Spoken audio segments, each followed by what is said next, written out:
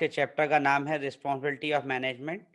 और इस चैप्टर में टोटल स्टैंडर्ड जो हैं वो लगभग 5 हैं। और 5 स्टैंडर्ड को 4 कैटेगरी में डिवाइड करा गया है ऑब्जेक्टिव एलिमेंट के आधार पे।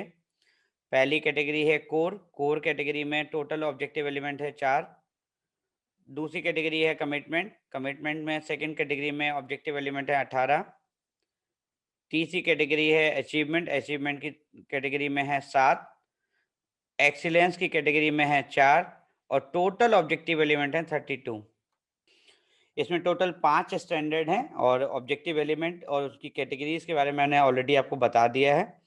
अब इस चैप्टर का ओवरऑल फोकस किस चीज पे वो मैं आपको एक्सप्लेन करता हूँ, means intent of the chapter क्या है। सबसे पहली बात जो इस चैप्टर में ध्यान दी गई है कि उन्होंने रिस्पॉन्सिबिलिटीज को डिफाइन करा है, रोल एंड रिस्पॉन्सिबिलिटीज जो मैनेजमेंट की रिस्पॉन्सिबिलिटीज आती हैं, मींस टॉप मैनेजमेंट की क्या क्या जिम्मेदारियां हैं अपने ऑर्गेनाइजेशन के लिए, अपने एम्प्लॉयज़ के लिए, और किन-किन बातों पे उन्हें ज़्यादा ध्यान देना चाहिए, वो सारी बातें यहाँ पे की गई हैं।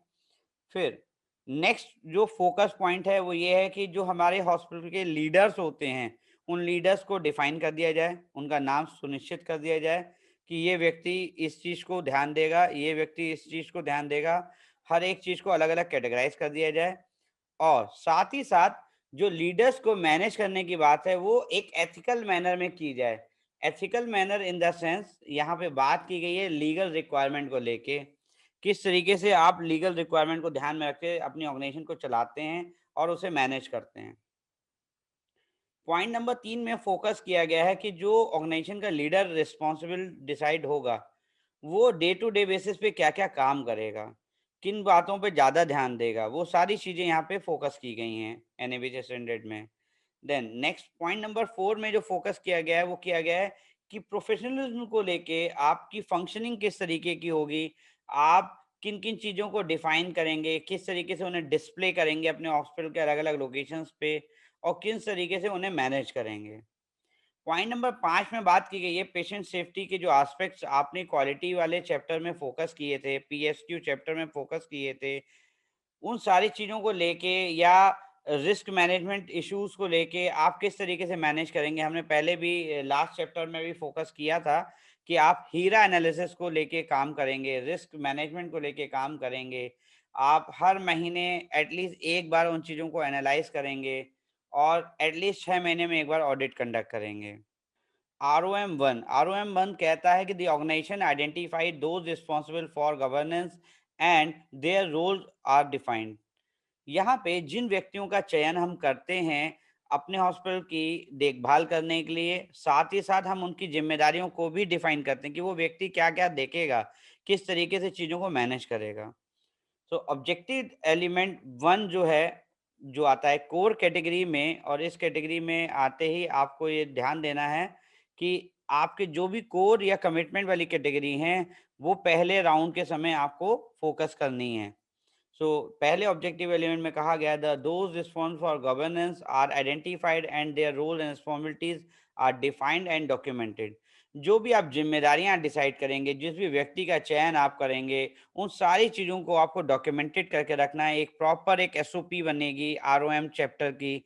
एसओपी के अंदर आप डिफाइन करेंगे मेरे हॉस्पिटल की हायरार्की क्या है, किस तरीके से हमने लोगों को मैनेज किया हुआ है, टॉप मैनेजमेंट कौन संभालेगा, लीगल रिक्वायरमेंट की ज़िम्मेदारी कौन सँभालेगा, उनकी क्या-क्या ज़िम्मेदारियाँ होंगी, वो सारी चीज़ें यहाँ पे बहुत क्लियर तरीके से आपको डिफ़ाइन करनी होंगी। अगर एक एसओपी आपके पास मेंटेन होती है, तो उसके आधार पे आप ऑब्जेक्टिव एलिमेंट नंबर 1 अचीव करते हैं। सेकंड ऑब्जेक्टिव एलिमेंट आता है कमिटमेंट की कैटेगरी में। यहाँ पे बात की गई है those responsible for governance lay down by the organization visions, mission and values. यहाँ पे उन व्यक्तियों को जिनको हमने ज़िम्मेदारी दी है, वो हमारे अस्पताल की, हमारी संस्था की विज़न, मिशन एंड वैल्यूज़ को डिफ़ाइन करेंगे और उनको डिस्प्ले भी कराएँगे। हमारे अस्पताल के सारे कर्मचारियों को उसकी ट्रेनिंग दी जाएगी समय-समय पे और उनको अवेयरनेस प्रोवाइड कराई जाएगी। ऑब्जेक्टिव एलिमेंट 1C में कहा गया है those responsible for governance approve the strategic and operational plans and organizational annual budget. यहाँ पे बात की जा रही है स्ट्रेटजिक प्लानिंग के बारे में, ऑपरेशनल प्लानिंग के बारे में और संस्था के एनुअल बजट के बारे में। तो जैसा कि आप सभी को पहले से पता होगा कि स्ट्रेटेजिक प्लानिंग और ऑपरेशनल प्लानिंग एक कैटेगरी होती है जिसमें कि हम अपने लॉन्ग टर्म प्लान्स को डिसाइड करते हैं, फ्यूचर प्लान्स को डिसाइड करते हैं और short term and long term plans को लेके हम अपनी एक चेकलिस्ट बनाते हैं। एनुअल बजट में हम क्या करते हैं, एक एनुअल बजट डिसाइड करते हैं जिसमें हम फाइनेंशियल एस्पेक्ट को ध्यान में रखते हुए डिफरेंट डिफरेंट कैटेगरीज के हेड को बनाते हैं और उसमें एक अमाउंट को एलोकेट करते हैं। हम अंदाजे से साल भर के खर्चे को अंदाजा लगाते हैं और उसे एक कैटेगरी में डिवाइड करते हैं। इस पूरे बजट को आप एक कैटेगरी के हिसाब से, एक चेकलिस्ट के हिसाब से बना के रखते हैं और उसके आधार पे आप अपने अस्पताल के खर्चों का निर्वहन करते हैं। ऑब्जेक्टिव एलिमेंट्स डी में बात की गई है जो कि आता है अचीवमेंट की कैटेगरी में और यहाँ पे बात की जा रही है those responsible for governance monitor and measure the performance of organization against the stated mission. यहाँ पे बात की जा रही है आप जो भी अस्पताल का विजन मिशन बनाते हैं उसको आपको समय समय पे क्रॉस चेक भी करना होता है कि जो चीज़ आपने डिसाइड की थी क्या वो आपने अचीव कर ली है या नहीं। अगर अचीव नहीं की है तो उसके लिए आपने जो कार्य डिसाइड किए थे वो कार्य आप लगातार कर रहे हैं या नहीं और जो कार्य किए जा रहे हैं उनकी परफॉर्मेंस किस तरीके की है, उनका इवैल्यूएशन समय-समय पे किया जाना चाहिए। यहाँ उन सब बातों के बारे में बात की जा रही है। अब जैसा कि मैंने बताया था कि गवर्नेंस की बात की जाए तो गवर्नेंस में हमें क्या करना होता है कि एक हॉस्पिटल का एक क्राइटेरिया डिसाइड करना होता है जिसमें हम डिफरेंट कैटेगरीज की पोस्ट को डिफाइन करते हैं। जैसा कि आप यहाँ स्क्रीन पे देख पा रहे हैं, हमने कई कैटेगरीज को डिफाइन किया गया है। लेकिन उससे पहले मैं आपको बताना चाहूँगा the governance the way basically एक रास्ता है, एक तरीका है अपने टॉप मैनेजमेंट को मैनेज करने का। The way organization are manage at the highest level. आप कैसे अपने मैनेजमेंट को मैनेज करते हैं, कैसे आप उन्हें चीज़ों को हिसाब से लगाते हैं। The governance is defined by a formal structure with those responsible for governance being identified along with their role and responsibility and their accountabilities. यहाँ पे बात की जा रही है आप एक अकाउंटेबिलिटी डिसाइड करते हैं, किसी व्यक्ति की ज़िम्मेदारियों को डिसाइड करते हैं, अपने एक सीक्वेंस के तहत, उनकी डेज़िग्नेशन के तहत और उनके स्ट्रक्चर के तहत।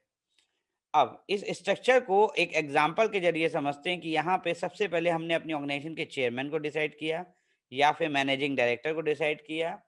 फिर हमने चीफ एग्जीक्यूटिव डिफाइन किया कि हमारे हॉस्पिटल से चीफ एग्जीक्यूटिव कौन होंगे, ऑपरेशनल हेड कौन होंगे, फाइनेंशियल हेड कौन होंगे और एडमिनिस्ट्रेटिव हेड कौन होंगे। अगर हमने इन सारी डेजिग्नेशंस को डिफाइन कर लिया और उनके लिए उन व्यक्तियों का चयन कर लिया जो इनकी ज़िम्मेदारी सँभालेंगे, तो आप अपने ऑब्जेक्टिव एलिमेंट को पूरा कर लेते हैं और आप गवर्नेंस के हिसाब से प्रॉपर चीज़ों को मैनेज करते हैं। अब यहाँ पे बात करते हैं विज़न, मिशन और वैल्यूज़ को कैसे हमें डिफ़ाइन करना चाहिए। सबसे पहले मैं आपको समझाना चाहूँगा कि विज़न कैसे बनता है। विज़न बनाने के लिए किसी भी संस्था का सबसे पहले आपको ये पता होना चाहिए कि उस संस्था का आधार क्या है और वो संस्था क्यों बनाई जा रही है, उसका विज़न क्या है, मतलब फ्यूचर क्या है। आपने क्या उद्देश्य डिसाइड किया संस्था को बनाने का। अगर आपको आपकी संस्था का बनाने का उद्देश्य पता है, तो आप बेहतर तरीके से अपने विज़न को लिख पाएँगे और उसे इम्प्लीमेंट भी करा पाएँगे। यहाँ पे जब भी कभी हम विज़न स्टेटमेंट को बनाते हैं, तो हम क्या ध्यान रखते हैं, एक स्टेटमेंट के ज़रिए मैं आपको समझाता हूँ। Vision statement can have both an external and internal focus, guiding employee efforts and strategic decision making as well as broadcasting your organization's grandest ambitions। यहाँ पे हमें 2-4 बातों का ध्यान रखना चाहिए। सबसे पहले हमारी जो एक्सटर्नल फोकस क्या है, इंटरनल फोकस क्या है हमारी ऑर्गेनाइजेशन का, हम एम्प्लॉइज़ को कैसे एफर्ट्स के लिए फोकस कर सकते हैं, स्ट्रेटजिक डिसीजन मेकिंग हमारी क्या है, हमारी स्ट्रेटजिक प्लानिंग्स क्या हैं, हम किस तरीके से अपनी ऑर्गेनाइजेशन को आगे ले जाना चाहते हैं, हमारी ऑर्गेनाइजेशन के जो बड़े एम्बिशंस हैं वो क्या-क्या हैं, हमारे उद्देश्य क्या हैं? अगर हम इन सब बातों को अच्छे से समझते हैं, तो हम अपना विज़न अच्छे से बना लेंगे। लेकिन सबसे इम्पोर्टेंट चीज़, विज़न और मिशन में जो मेजर डिफरेंस है, वो ये है कि जो विज़न होता है, वो हमेशा लॉन्ग टर्म होता है। लॉन्ग टर्म मीन्स 20 साल, 25 साल और एट लीस्ट 15 साल। क्योंकि आपकी संस्था की ग्रोथ एक लंबे समय में ही जाके होती है। जैसे एग्जांपल के तौर पे अगर कोई किसी अस्पताल का शुरुआत करता है 2 डिपार्टमेंट के साथ में, तो उस समय उसका विज़न कुछ और होगा। लेकिन अगले 5 साल में हो सकता है उसका विज़न कुछ चेंज हो जाए। विज़न को लेके यहाँ पे मैं आपको क्लियर करना चाहूँगा, विज़न तभी चेंज किया जाता है जब कभी आप कोई बड़ा बदलाव करते हैं। अन्यथा क्या होता है कि विज़न सेम रहता है और आपका मिशन चेंज होता रहता है। अगर हर 5 साल में आपके अस्पताल में कोई चेंजेस आ रहे हैं, नए डिपार्टमेंट्स आ रहे हैं, नई चीज़ें आ रही हैं, तो आपका विज़न चेंज नहीं होगा, आपका मिशन चेंज होगा। ठीक है? आपके उद्देश्य बदल जाएँगे, लेकिन आपकी जो राह है, वो एक ही रहेगी। लॉन्ग टर्म विज़न एक ही रहेगा, उसी राह को जैसे कि हमने सोचा कि हम मेडिकल सर्विसेज़ देंगे अपने क्षेत्र में सबसे बेस्ट, तो वो हमारा विज़न है। ठीक है? अब उस विज़न को पाने के लिए हम समय-समय पे नए-नए डिपार्टमेंट्स लाते रहेंगे। आने वाले समय में हम नए-नए डॉक्टर्स का चयन करते रहेंगे, नई-नई फैसिलिटीज़ लाते रहेंगे, लेकिन हमारा विज़न चेंज नहीं होगा। विज़न ज़्यादातर सेम रहता है और मिशन समय-समय पे हम चेंज कर सकते हैं।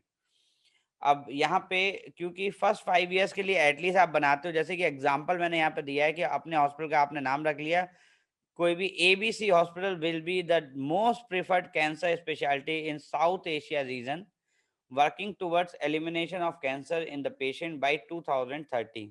अब ये आपका विजन है कि 2030 तक आप इस चीज को फोकस करेंगे और उसके लिए बेहतर तरीके से काम करेंगे कि आप साउथ एशिया रीजन में आप बेस्ट कैंसर इंस्टीट्यूट के नाम से जाने जाएं, और उसके लिए आप जो भी कार्य करेंगे, जो भी डिपार्टमेंट लाएंगे, जो भी डॉक्टर्स रखेंगे, जो भी फैसिलिटीज आप देंगे, आपका विजन यही होना चाहिए कि 2030 तक आप अपने रीजन में कैंसर पेशेंट के लिए बेस्ट सर्विसेज का उपलब्ध कराएंगे।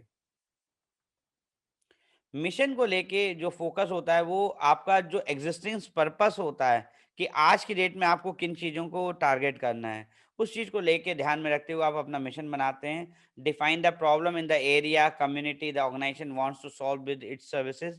आप अपने निकटतम क्षेत्र या आपके जो क्षेत्र जहाँ पे आपका अस्पताल है, उनको लेके आप उनकी प्रॉब्लम को लेके डिफाइन कर सकते हैं और आप टारगेट कर सकते हैं कि आप किस प्रॉब्लम पे फोकस करेंगे और उस प्रॉब्लम को अगले 5 साल में या अगले 2 साल में किस तरीके से उस समस्या का समाधान करेंगे, क्या-क्या सुविधाएँ देंगे, किस तरीके के मरीजों को हम ज़्यादा फ़ोकस करेंगे, ये सारी चीज़ें आप यहाँ पे कर सकते हैं।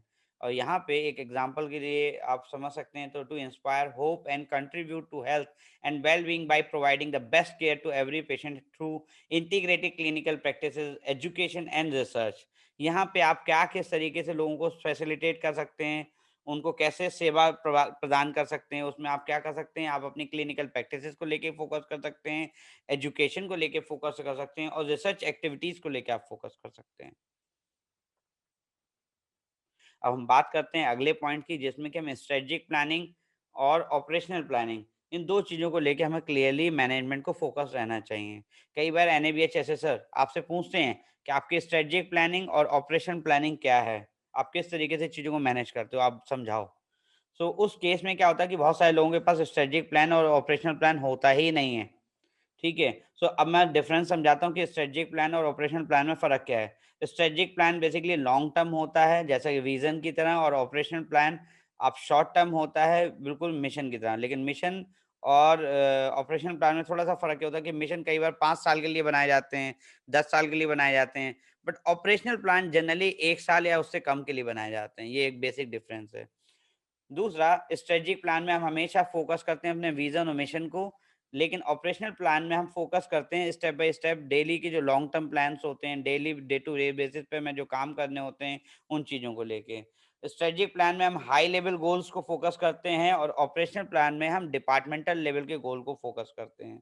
अब ये डिपार्टमेंटल लेवल गोल क्या हो सकता है? हो सकता है आप कैंसर डिपार्ट आपके यहाँ 5 डिपार्टमेंट है, लेकिन अभी आप पहले इस 1 साल में हम पर्टिकुलर कैंसर डिपार्टमेंट में क्या काम करेंगे, किन चीज़ों को फ़ोकस करेंगे, कितने मरीजों को हम टारगेट करेंगे, कितनों के लिए फ्री कैंप लगाएँगे, क्या प्लानिंग होगी हमारी।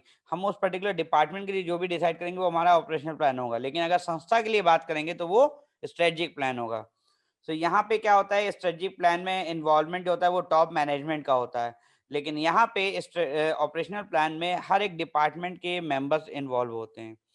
अब इसके साथ-साथ आपको 3 चीज़ों को समझना होता है कि रिस्क मैनेजमेंट आउटकम्स क्या निकल के आएँगे, पेशेंट सेफ्टी गोल आपके क्या हैं और रिज़ल्ट ऑफ फैसिलिटी राउंड क्या है। इन चीज़ों को, तीनों चीज़ों को जब आप करते हो, तो ही आप अपने स्ट्रेटेजिक प्लान और ऑपरेशनल प्लान डिसाइड कर पाते हो।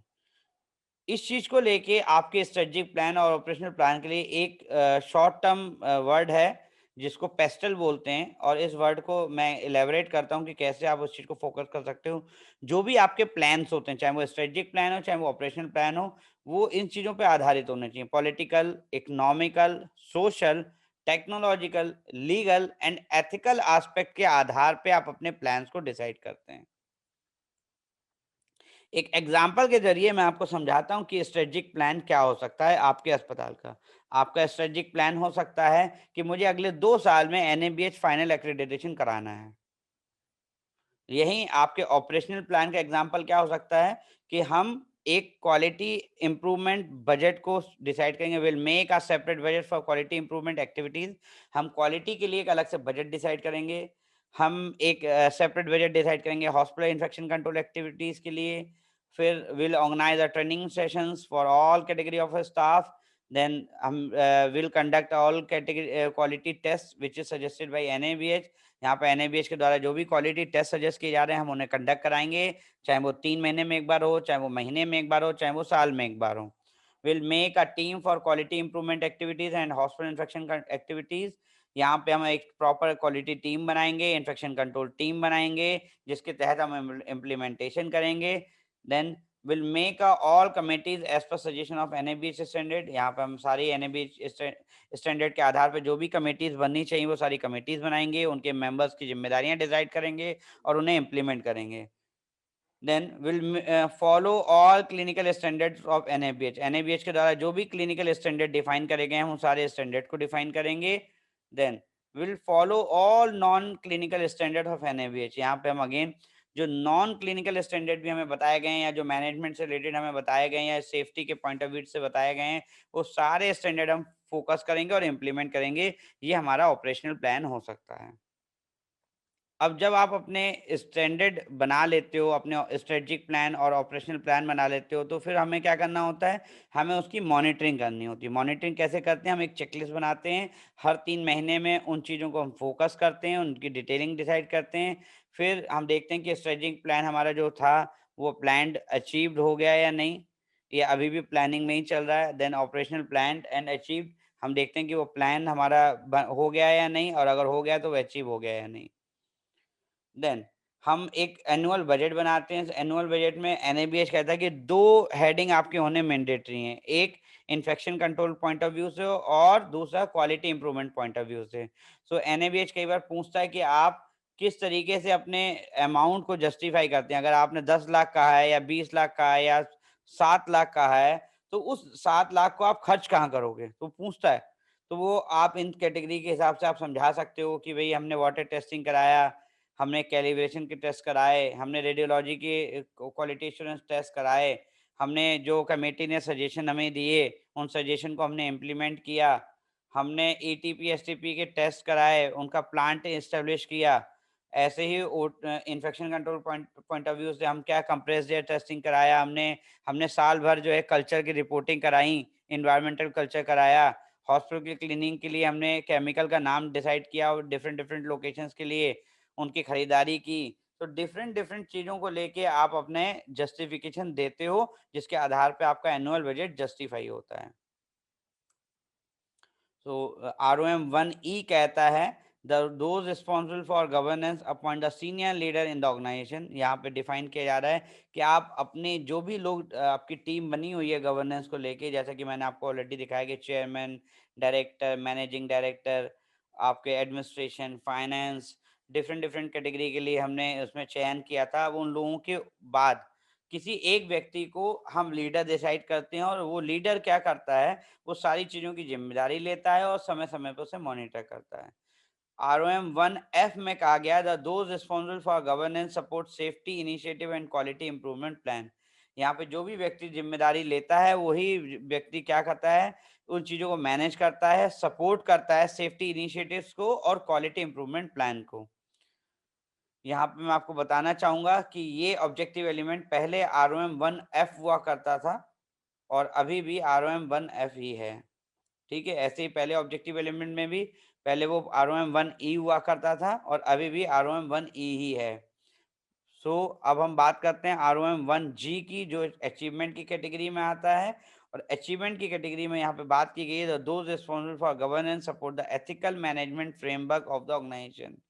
यहाँ पे बात की जा रही है एथिकल फ्रेमवर्क की। एथिकल फ्रेमवर्क क्या होता है? बेसिकली आप अपने ऑर्गेनाइजेशंस की प्रॉब्लम को आइडेंटिफाई करते हैं और उन्हें आप सीक्वेंस वाइज एक लिस्ट बनाते हैं, क्या मुझे उन चेंजेस पे, क्या उन प्रॉब्लम्स पे काम करना चाहिए। फिर आप उन चेंजेस को लेके पॉइंट आउट करते हैं और पॉइंट आउट करने के बाद एक प्लान बनाते हैं। प्लान आप मैनेजमेंट के साथ डिस्कस करते हैं और फर्दर उसे इम्प्लीमेंट करते हैं। तो अगर आप इस प्रोसेस को फॉलो करते हैं तो आप एक एथिकल मैनेजमेंट फ्रेमवर्क फॉलो करते हैं। यदि आप बस आज कोई आया, किसी ने कुछ सजेशन दे दिया तो आपने कुछ कर लिया, कल कोई आया, किसी ने कोई सजेशन दे दिया, आपने कुछ कर लिया, लेकिन आपने इवैल्यूएट नहीं करा। जो सजेशन दे के गया है कोई व्यक्ति या किसी डॉक्टर के द्वारा या किसी संस्था के किसी अन्य मेंबर के द्वारा, तो वो आपने उस चीज़ को फ़ोकस कर लिया या नहीं? और अगर फ़ोकस किया है तो उसे इम्प्लीमेंट कर लिया या नहीं? ठीक है? अगर आप एक सिस्टम के थ्रू चलते हो तो वो एथिकल मैनेजमेंट फ्रेमवर्क कहलाता है। Then ROM 1H, ROM 1H जो है वो एक्सीलेंस की कैटेगरी में आता है और यहाँ पे बात की गई है, those responsible for governance inform the public of the quality and performance of services. यहाँ पे बात की जा रही है, जो भी लोग मैनेजमेंट रिप्रेजेंटेटिव के तौर पे काम करते हैं वो पब्लिक को इन्फॉर्म करते हैं और क्वालिटी और उसकी परफॉर्मेंस को लेके, सर्विसेज की परफॉर्मेंस को लेके बार बार इवैल्यूएशन करते रहते हैं, क्रॉस चेक करते रहते हैं। अब यहाँ पे जब बात की गई थी सीनियर लीडर को लेके, जो सीनियर लीडर मैंने ऑलरेडी बताया कि चेयरमैन या जो एक सीनियर लीडर की कमेटी होती है, वो एक मेंबर को अपॉइंटमेंट कर देते हैं। अपॉइंटमेंट ऑफ सीईओ, सीएफओ, ढेर सारी क्वालिफ़िकेशंस के आधार पे, ढेर सारे एक्सपीरियंस के आधार पे आपकी संस्था या आपके टॉप मैनेजमेंट डिसाइड करता है कि हम सबको, अगर सपोज़ मानिए 4 डायरेक्टर हैं आपके हॉस्पिटल के, तो आपके डायरेक्टर को रिप्रेज़ेंट कौन करेगा? आपके अस्पताल के डे टू डे फंक्शनिंग को कौन हैंडल करेगा? तो उस आधार पे एक सीनियर लीडर को आप डिसाइड करते हैं और जो कि वो सारी चीज़ें मैनेज करते हैं। फिर यहाँ पे बात की गई है कि किस तरीके से आपका जो सपोर्ट रहेगा वो सेफ्टी इनिशिएटिव को लेके, क्वालिटी इंप्रूवमेंट प्लान्स को लेके, तो वहाँ पे बात की जा रही है कि आप अपनी क्या करते हैं, रिपोर्ट शेयर करते हैं सेफ्टी और क्वालिटी कमेटी के साथ में और अपने रिस्क और क्वालिटी इनिशिएटिव्स को आप डिफरेंट तरीके से प्रेजेंट करते हैं, प्रॉपर रिपोर्ट के थ्रू, प्रॉपर प्रेजेंटेशन के थ्रू। साथ ही साथ आप उसके जो करेक्टिव एक्शन और प्रिवेंटिव एक्शन होते हैं, उन चीज़ों पे आप फोकस करते हैं और प्रॉब्लम को आइडेंटिफाई करके रिसोर्सेज को आइडेंटिफाई करते हैं। रिसोर्सेज को आप बेसिकली एक प्रॉपर प्लानिंग के तहत, प्रोविजनिंग के तहत आप उसे इम्प्लीमेंट करने की कोशिश करते हैं और वहाँ पे मैनपावर और फंड्स की रिक्वायरमेंट जो होती है उसे मैनेज करने की कोशिश करते हैं। Safety initiative and quality improvement plan के नाम पे अगर कोई आपसे पूछता है कि आपके क्या-क्या सेफ्टी इनिशिएटिव थे आपके हॉस्पिटल में, तो कई बार एनएबीएचएसएस इस चीज़ के बारे में भी पूछते हैं कि सेफ्टी इनिशिएटिव आपने क्या प्लान किया अपने हॉस्पिटल में जब भी आपने एनएबीएच को स्टार्ट किया। तो आप बता सकते हैं कि installation of safety belt and stretcher on wheelchair हमने ये किया, and monitoring and analysing the incident cases along with CAPA, हम जो भी इंसिडेंट होते थे, एनएसआई के cases, blood and body fluid exposure के cases, incidents of fall, sentinel events, इस तरीके कोई भी इंसिडेंट होता था तो हम उसको एनालाइज करते थे, मॉनिटर करते थे और further corrective and preventive action लेते थे। Then regularly conducting facility inspection round, regularly conducting risk and assessment round as per HIRA guidelines. Then quality improvement plan में आप बता सकते हो कि quality committee meeting minutes shared with all members of the committee and administration. Then funds and resources allocated for corrective and preventive action which discussed in quality committee meetings। हम लोग उन सारी चीज़ों को शेयर करते हैं सबके साथ में पब्लिकली। ये हमारे क्वालिटी इंप्रूवमेंट प्लान्स हो सकते हैं। ये एक एग्जांपल है जिसके ज़रिए मैं आपको समझा रहा हूँ कि किस तरीके से आप अपने सेफ्टी इनिशिएटिव और क्वालिटी इंप्रूवमेंट प्लान बना सकते हैं। आरओएम 1H में कहा गया था कि आप जो क्वालिटी एंड परफॉर्मेंस को इवेलुएट करेंगे अपनी सर्विसेज की, वो किस तरीके से कर सकते हैं। आप एक रिपोर्ट बना सकते हैं कि number of admission and discharge 1 महीने में कितने हो रहे हैं, नंबर ऑफ सक्सेसफुल सर्जरीज कितनी हो रही हैं 1 महीने में या एक department wise, then number of camps कितने कराए आपने पब्लिक के लिए, आप इन्फेक्शन का रेट को किस तरीके से रिड्यूस कर रहे हैं, पिछले 1 महीने में क्या था, आज क्या है। पेशेंट सैटिस्फैक्शन को लेके आप पेशेंट फीडबैक प्रोसीजर फ़ॉलो कर रहे हैं, नहीं कर रहे हैं, लोगों से पेशेंट फीडबैक ले रहे हैं, नहीं रहे हैं, आप उन्हें एनालाइज़ कर रहे हैं, नहीं कर रहे हैं, ये सारी चीज़ें इसमें आ जाती हैं। then improvement in equipment, downtime in the hospital, both critical and support equipment. आप अपने मेन जो क्रिटिकल इक्विपमेंट होते हैं उनकी एनालिसिस करते हैं कि यदि कोई मशीन बन रही तो कितने घंटे बन रही, क्या कारण रहा, आगे अगर उतने लंबे समय तक मशीन बंद ना हो इसके लिए हमने क्या इनिशिएटिव लिए। ये सारी चीज़ें अगर आप फोकस करते हो तो आप ROM 1H की जो रिस्पॉन्सिबिलिटी है आप उसे पूरा करते हो और ऑब्जेक्टिव एलिमेंट को कंप्लायंस को 100% अचीव करते हो। यहाँ से शुरुआत होती है ROM 2 की, जहाँ पे बात की जा रही है the leaders manage the organization in a ethical manner. यहाँ पे बात की जा रही है कि जो भी लीडर डिसाइड होगा वो ऑर्गेनाइजेशन को मैनेज करेगा एथिकल मैनर में। एथिकल मैनर का क्या मतलब है, मैं आगे आपको और क्लियरली समझाऊंगा। यहाँ पे बात की जा रही है ऑब्जेक्टिव एलिमेंट ए में, जो कि कमिटमेंट कैटेगरी में आता है। यहाँ पे बोला गया है the leaders make public the vision mission and value of the organization. यहाँ पे जो भी विजन मिशन एंड वैल्यूज आप डिसाइड करते हैं अपने संस्था की, आपको उसे डिस्प्ले करना होता है। डिस्प्ले करने के साथ साथ आपको ये भी ध्यान देना होता है कि vision mission and values Hindi अथवा अंग्रेजी या फिर जो भी वहाँ की लोकल लैंग्वेज है उसके आधार पे आपको उसे डिस्प्ले करना होता है। ये नहीं कि सिर्फ अंग्रेजी में आपने अपना विजन मिशन लगा दिया, आपने हिंदी या मलयाली या जो भी लैंग्वेज जहाँ पे होती है यूज लोकल लेवल पे, आप उसे मैनेज कर नहीं रहे हैं, आपने उस लैंग्वेज में आपने वहाँ पे बोर्ड ही नहीं लगाया है, तो कैसे लोग आपके विज़न और मिशन को पढ़ेंगे और कैसे समझेंगे आपके उद्देश्य को? देन नेक्स्ट कैटेगरी में बात की गई जो कि कोर कैटेगरी में आता है, जो ROM 2B में कहा गया है the leaders establish organization ethical management framework. जो मैनेजमेंट के लीडर्स होते हैं वो एस्टेब्लिश करते हैं ऑर्गेनाइजेशन का एथिकल मैनेजमेंट फ्रेमवर्क। ये एथिकल मैनेजमेंट फ्रेमवर्क क्या होता है ये मैंने आगे एक्सप्लेन किया है, मैं आपको आगे समझाऊँगा। देन ROM 2C कहता है जो कि एक्सीलेंस कैटेगरी में आता है। The ethical management framework include process for managing issues with ethical implication, dilemmas and concerns. यहाँ पे बात की जा रही है जब भी कभी आप एथिकल मैनेजमेंट फ्रेमवर्क की बात करते हैं, उसको मैनेज करते हैं तो उस प्रोसेस में 3 चीज़ें फोकस की जाती हैं कि जो भी इम्प्लीकेशंस आ रहे हैं, जो भी प्रॉब्लम्स आ रहे हैं, उन प्रॉब्लम्स को आप या जो भी डायलेमास आपके आ रहे हैं या जो भी कंसर्न्स आपके आ रही हैं, जो भी समस्याएँ आपकी निकल के आ रही हैं, उनको आप लिस्ट आउट करते हैं, आप उनकी एक लिस्ट बनाते हैं और उन लिस्टों को देख के एनालाइज़ करते हैं, क्या वो समस्याएँ जेन्युइन हैं? क्या हमें उन पे आगे काम करना चाहिए? क्या हमें उन समस्याओं का समाधान करना चाहिए? इस चीज़ को लेके आप एथिकल मैनेजमेंट फ्रेमवर्क में फोकस करते हैं। ये है एथिकल डिसीजन मेकिंग फ्रेमवर्क, जहाँ पे आप अपनी प्रॉब्लम्स को आइडेंटिफाई करते हैं, उन प्रॉब्लम से रिलेटेड रेलेवेंट एथिकल प्रिंसिपल्स को फोकस करते हैं, वो किस तरीके की है, उसका nature of type of problem क्या है, स्कोप क्या है, कितने हद तक हमें उस पे काम करना चाहिए। देन हम एक्सप्लोर करते हैं कि उस काम को करने से हमें नुकसान या फ़ायदा क्या होगा, और जब हम ये समझ लेते हैं तो फिर हम उस चीज़ को एक्ट करते हैं। हम उस पर्टिकुलर प्रॉब्लम का सॉल्यूशन निकालते हैं और रिकमेंडेशन करते हैं, इम्प्लीमेंटेशन करते हैं और बाद में समय-समय पे उसे इवैल्यूएट भी करते हैं।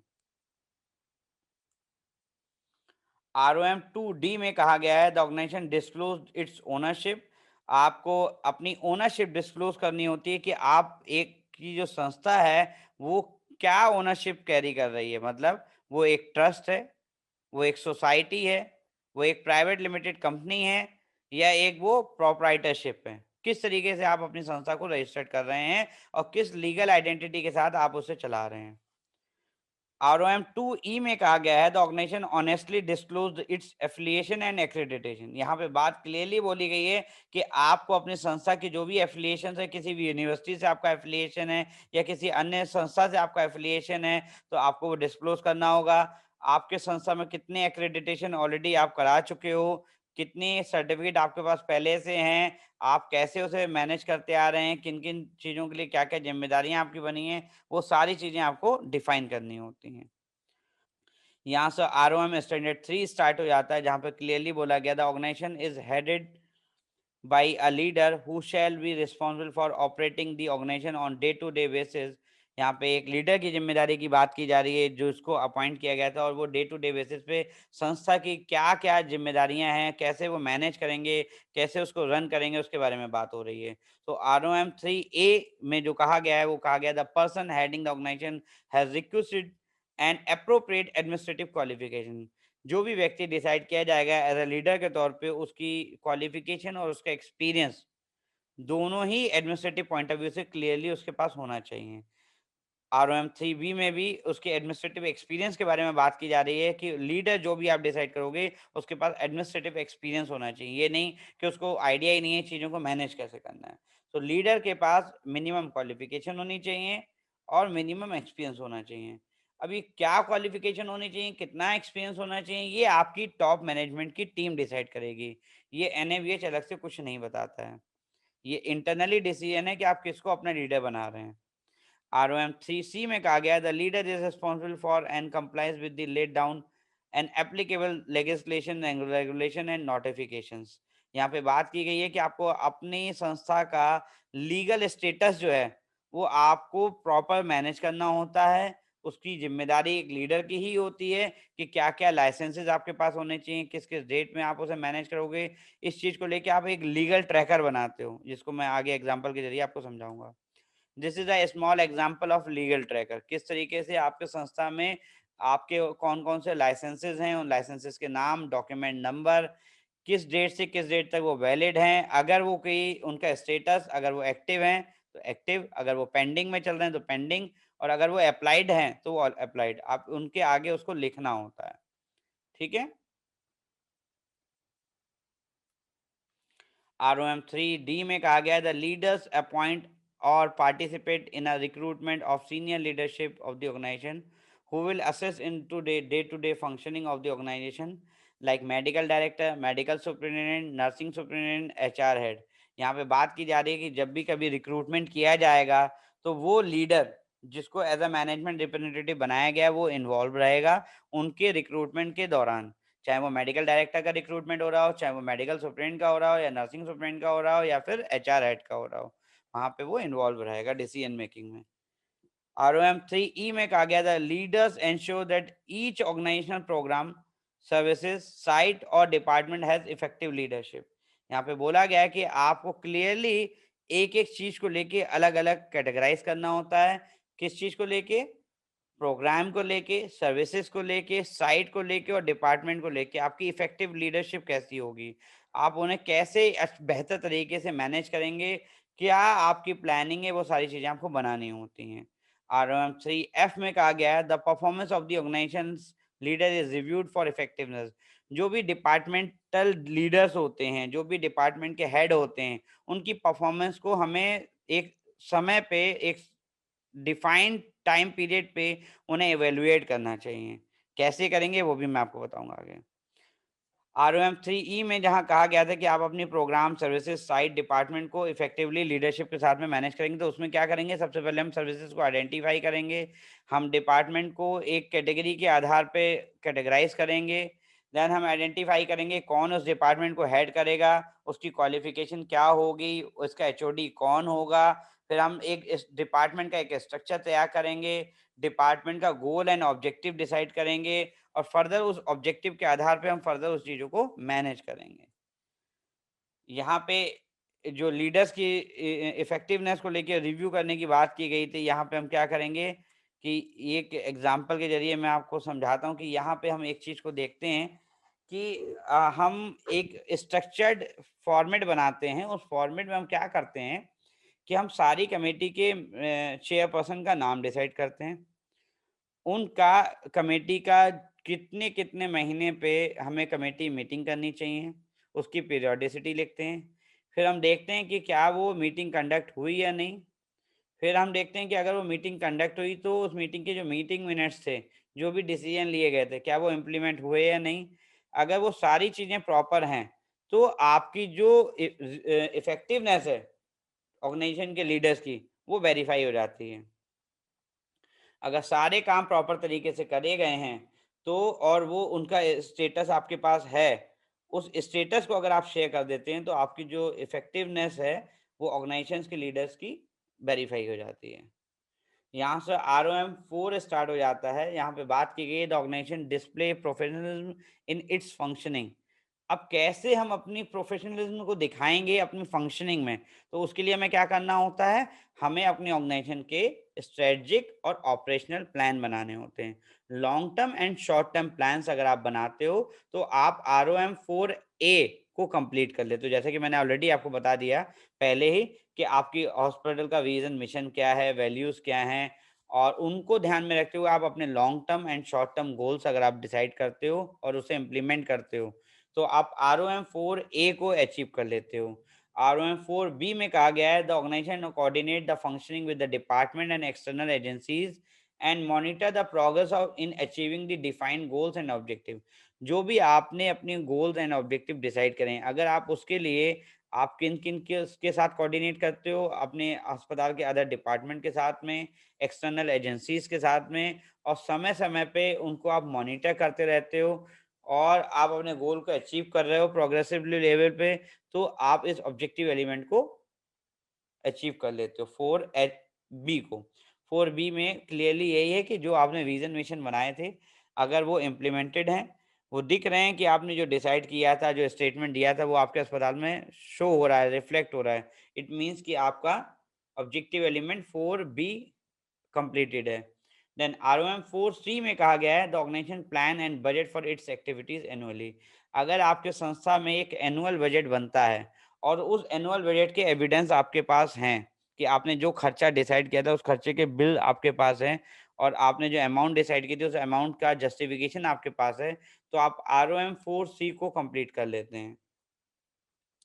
ये एक स्लाइड जो कि मैं पहले शायद मिस कर गया था, ये मैं आपको यहाँ पे समझा देता हूँ कि हम जब भी कभी इफ़ेक्टिवनेस देखते हैं अपने लीडरशिप की, तो हम क्या करते हैं, सारी कमेटी का नाम लिख लेते हैं, उनकी पीरियोडिसिटी देख लेते हैं कि कितने समय पे हमें उस कमेटी मीटिंग को करना चाहिए। फिर हम देखते हैं कि उनके रोल एंड रिस्पॉन्सिबिलिटीज़ पहले से डिफाइंड है या नहीं है सारी कमेटी की, और अगर उन सारी कमेटियों की उस पीरियोडिसिटी पे मीटिंग हुए हैं और उनके मीटिंग मिनट अवेलेबल हैं, तो आप उसकी इफ़ेक्टिवनेस को रिव्यू कर सकते हैं। मीन्स कि हमारे सारे लीडर प्रॉपर्ली इन्वॉल्व हैं क्वालिटी में और सारी चीज़ें अच्छे से चल रही हैं। आरओएम 4D में कहा गया है, the functioning of the committee is reviewed for their effectiveness, जो कि मैंने आपको अभी समझाया। आरओएम 4E में कहा गया है, the organization document staff rights and responsibilities. इसको लेके मैंने अलग से बोर्ड भी एक आगे शेयर किया हुआ है। यहाँ पे मैंने बताया कि ऑर्गेनाइजेशन को अपने कर्मचारियों की ज़िम्मेदारियाँ व अधिकार भी डिफ़ाइन करने होते हैं और उसको डिस्प्ले भी करना होता है। जिस तरीके से आप पेशेंट के right and responsibility her floor पे डिफ़ाइन करते हैं, डिस्प्ले करते हैं, सेम पैटर्न पे आपको कर्मचारियों की राइट्स और रिस्पॉन्सिबिलिटी भी शेयर करनी होती हैं और डिस्प्ले करनी होती हैं। The organization document the services standard that are measurable and monitored them. अब यहाँ पे बात की जा रही है कि अगर आप आरओएम 4F को फोकस करना चाहते हैं, तो आपको अपना एक सर्विस स्टैंडर्ड की एक बुकलेट बनानी होगी, एक एसओपी बनानी होगी, और उस एसओपी को आपको क्रॉस चेक करना होगा कि जो आपने उसमें लिखा है वो मॉनिटर हो रहा है या नहीं, और वो मेजर हो रहा है या नहीं, और उसकी इम्प्लीमेंटेशन का स्टेटस आप चेक कर रहे हो या नहीं। अब ये सर्विस स्टैंडर्ड में क्या-क्या आता है?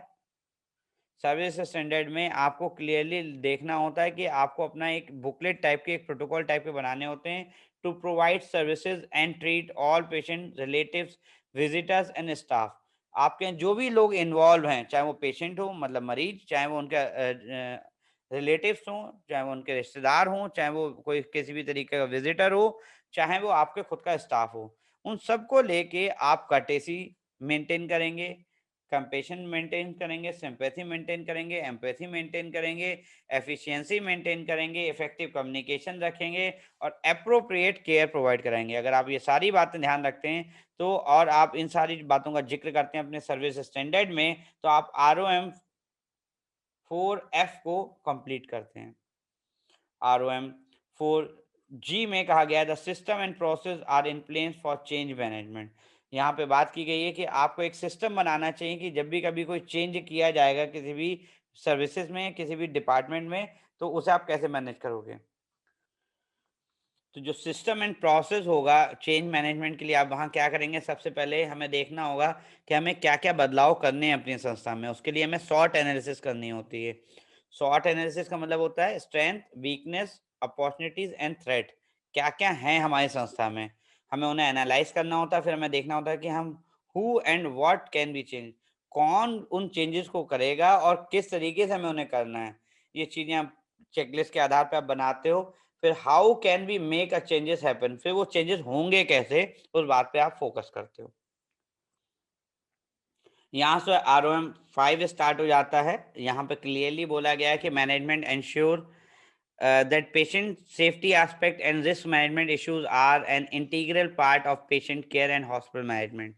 आपको जो भी मैनेजमेंट आपका डिसाइड करता है उसमें आपको ये बात ध्यान देनी होगी कि पेशेंट सेफ्टी एस्पेक्ट जरूर इंक्लूड किए जाएं, रिस्क मैनेजमेंट इश्यूज को हमेशा फोकस किया गया जाए, और साथ ही साथ पेशेंट केयर और हॉस्पिटल मैनेजमेंट को इंटीग्रल पार्ट के तौर पे हमेशा ध्यान रखा जाए। अब यहाँ पर ROM 5A में कहा गया है, जो कि कोर कैटेगरी में आता है, कि management ensure proactive risk management across the organization. यहाँ पे प्रोएक्टिव रिस्क मैनेजमेंट की बात की जा रही है। अब रिस्क मैनेजमेंट क्या होता है मैंने ऑलरेडी आपको बताया था लास्ट लेसन में। इसमें हमें हीरा एनालिसिस करना होता है और रिस्क एनालिसिस करना होता है। इसके बारे में आगे एग्जांपल भी मैंने दिया है। ROM 5B में कहा गया, the management provide resources for proactive risk assessment and risk reduction activities. हमें अपने संस्था में हमें इन चीज़ों पे फोकस करना चाहिए, उनसे संबंधित जो भी रिसोर्सेज हमें अवेलेबल कराने चाहिए, जो भी सुविधाएं हमें अवेलेबल करानी चाहिए रिस्क को कम करने के लिए और उनको रिड्यूस करने के लिए। ROM 5C में कहा गया है, management ensure integration between quality improvement, risk management and strategic planning within the organization. यहाँ पे हमें कहा गया है कि हमें प्रॉपर इंटीग्रेशन देखना चाहिए, हमें प्रॉपर उनका संबंध देखना चाहिए, किसके बीच में, क्वालिटी इंप्रूवमेंट के बीच में हम क्या क्या काम कर रहे हैं, रिस्क मैनेजमेंट के बीच में, और हमारी स्ट्रेटेजिक प्लानिंग क्या है अपनी संस्था के लिए। इन तीनों चीज़ों में हमारा कितना कितना काम हो रहा है, कैसे हम उसे मैनेज कर रहे हैं, इन सब चीज़ों को फोकस करना चाहिए।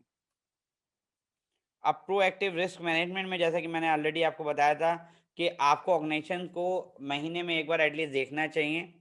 क्या देखना चाहिए? Identification of responsibility of and frequencies देखनी चाहिए कि किस व्यक्ति की क्या जिम्मेदारियां हैं और वो किन किन समय अंतराल पे उसे मैनेज करता है। Then reporting of risk score at various level, हमें स्कोरिंग करनी चाहिए उस चीज़ को लेके। Resource identification for risk mitigations, हमें चीज़ों को आइडेंटिफाई करते रहना चाहिए कि किस तरीके के रिस्क हमारे यहाँ अवेलेबल हैं। Then monitoring the risk mitigation activities with suitable corrective and preventive actions. अब ये कैसे होगा? ये रिस्क असेसमेंट का एक फॉर्म है जो हमारा हर एक डिपार्टमेंट को लेके फोकस करते हैं, और इस फॉर्म में हम क्या करते हैं, हम चीज़ों को डिफाइन करते हैं कि हमारा इस रिस्क का बेसिकली एम क्या है, एलिमेंट हम किन चीज़ों पे फोकस करेंगे, इंटरेक्शन किन किन चीज़ों से होगा, बाउंड्री हमारी क्या है और कंटेस्ट क्या रहेगा। सेकंड में हम उनको अनडिजायर्ड इवेंट को हम फोकस करते हैं। 3 नंबर में हम उसके डिटरमाइंड कंट्रीब्यूटरी फैक्टर्स को फोकस करते हैं। 4 नंबर में हम डिस्क्राइब पोटेंशियल कॉन्सिक्वेंसेस को फोकस करते हैं, और 5 नंबर में हम एग्जामिन द करंट कंट्रोल को फोकस करते हैं। 6 नंबर में हम एस्टिमेट करते हैं सीवियरिटी को लेके कितनी गंभीरता है उसकी, और 7 नंबर में हम एस्टिमेट करते हैं लाइक्लीहुड को लेके। 8 नंबर में हम फोकस करते हैं एस्टिमेट रिस्क लेवल कितना है उसमें। Then evaluate risk tolerability means कितने हद तक हम उस रिस्क को मैनेज कर पाएँगे, कितनी हद तक हम उसे टॉलरेट कर पाएँगे, या हम उसे एलिमिनेट करने के लिए हमें क्या करना होगा। देन 10 नंबर में हम लिस्ट बनाते हैं कंट्रोल करने के लिए, किस-किस तरीके से हम चीज़ों को कंट्रोल कर सकते हैं, और 11 नंबर में हमें क्या-क्या एक्शन लेने चाहिए, हम उन एक्शंस को डिफाइन करते हैं। यहाँ पे हमने एक नीचे एक सोर्स भी दिया कि ये कहाँ से हमने उठाया है। वो हमने इंटरनेशनल एक जर्नल है क्वालिटी इन हेल्थ केयर के नाम से, जो 2019 में इसको क्लियरली डिफाइन किया गया था, और ये पेज नंबर 393 से लेके 401 तक इसमें क्लियरली मेंशन किया गया है। कैसे-कैसे हम चीज़ों को, वही चीज़ें जो मैंने आपको बताई उसे कैसे मैनेज किया जाता है। सबसे पहले आइडेंटिफाई किया जाता है, फिर एनालाइज़ किया जाता है, फिर इवैल्यूएट करा जाता है। ROM 5C में जैसा कि मैंने आपको पहले ही बताया कि आपके स्ट्रेटजिक प्लान और ऑपरेशनल प्लान को कैसे मैनेज करते हैं। साथ ही साथ यहाँ पे बात आ रही है risk management in strategic plan and risk management in quality improvement. दोनों को लेके आपको कुछ अपनी प्लानिंग करनी होती है। प्लानिंग किस तरीके से कर सकते हैं?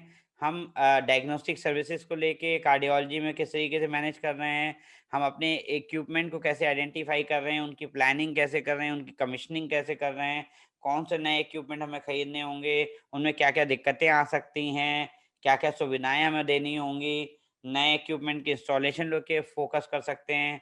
हम कोई भी रिस्क मिटिगेशन कर सकते हैं उनकी रेगुलर मॉनिटरिंग को लेके, उनकी एक्टिविटीज़ को लेके और further corrective and preventive actions को लेके।